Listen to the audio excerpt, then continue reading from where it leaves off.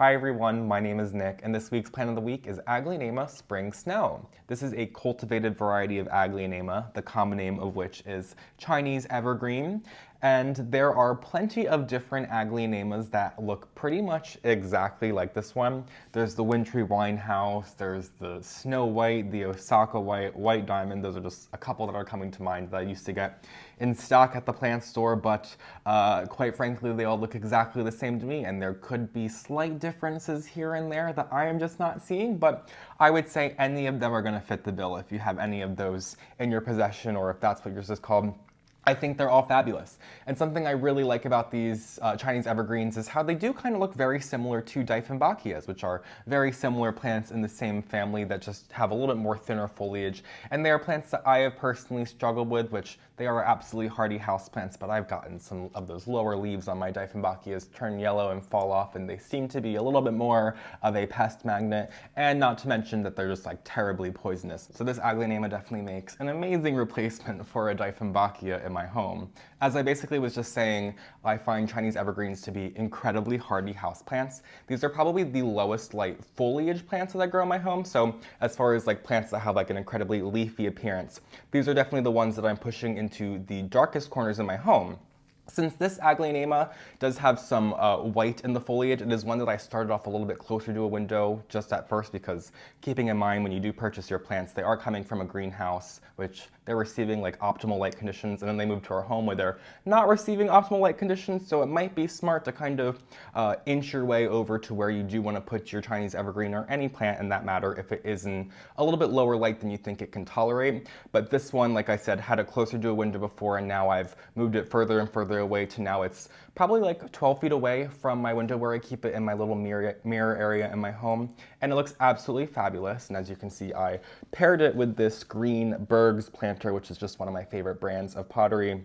And they only have a few different colors that they do their glazed planters in, so this emerald green just really complements my Aglaonema Spring Snow, and vice versa. So as far as the watering goes, these are plants that you want to be a little bit more hands-off when it comes to the watering. If you are over-watering your Aglaonemas, you are going to find that maybe one or two or three of these lower leaves start to turn yellow and fall off at a time. Typically, with my Chinese evergreens, any of the ones that I have in my home, I feel like there is always like a leaf or two just on the plant that's slowly turning yellow. It's just like the life cycle of this plant, how it seems to grow. But if you are not giving this plant the conditions at once, that's when it's going to start dropping a couple leaves at a time. So it does have a very good telltale sign. But I would say I am probably watering this Aglaonema right here, like I said, roughly 12 feet away from a window, probably every 10 to 14 days. Mind you, it's been in this same soil for about a year now, and I did use a good amount of perlite, which, since Aglaonemas are a little susceptible to overwatering and just will not handle it very well, I would be mindful to use a well-draining soil mixture, so I have gone ahead and added a good amount of perlite to my soil that I have here, but you could also use pumice or orchid bark or charcoal, or just anything that's going to make the soil a little bit more coarse. And these roots, you will notice when you are repotting your Aglaonema, are quite thick, so they do appreciate just having those little bits and pieces to kind of work their way through, rather than just sitting in some very loamy peat-based soil. So definitely something to keep in mind there. You can plant your Aglaonemas in any material. As I mentioned, I have mine in a glazed ceramic planter, which of course you just need to bear in mind that that is going to hold onto moisture inside the planter versus something like terracotta or unglazed ceramic, which is porous and going to wick out the moisture. So if you are working in a lower light area of your home and you're perhaps worried that it's a little too low light, I would probably recommend going for the unglazed ceramic or terracotta route, as that's just going to keep you from dealing with those overwatering issues, which just might save you a headache in the long run. You can go ahead and fertilize your Aglaonemas in the spring and summertime, keeping in mind that these are rather slow growing houseplants, so fertilizing them isn't going to make them rocket to the moon. However, if you have had your Aglaonema for a couple of years and it's sitting in the same soil, that soil is probably going to be pretty depleted of nutrients, so it's a good idea to go ahead and freshen it up, or perhaps even go ahead and repot your Aglaonema. You can repot them every couple of years. As I said, they are slow growing, but their roots will get quite root bound, so it is a good idea to increase the planter size roughly an inch or two, like every maybe maybe 2 or 3 years just to keep the plant as happy as possible. And I would keep in mind to keep this plant away from drafts in the wintertime, or maybe keep it away from the draft of the air conditioning in the summertime if you do have that rather low, because this plant is not going to enjoy it. But as we are putting these in pretty dark corners in my home, I don't think that's normally something that you're really going to have an issue with.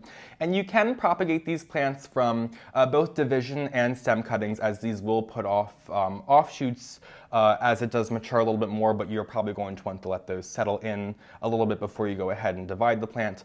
And you can, like I said, do stem cuttings, as these will, as they lose their lower leaves slowly over time, become a little bit more caney from the bottom and kind of just have some bare stem.